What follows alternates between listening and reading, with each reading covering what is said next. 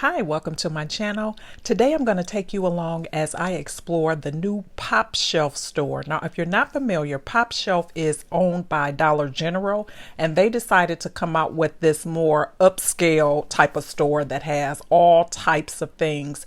So you'll see things in here that you'll see in the regular Dollar General store, Dollar Tree, Five Below, maybe a little bit of IKEA. It just kind of has a little bit of everything, but 95% of the items that are in here are $5 or less. So let me stop talking and let you take a look around.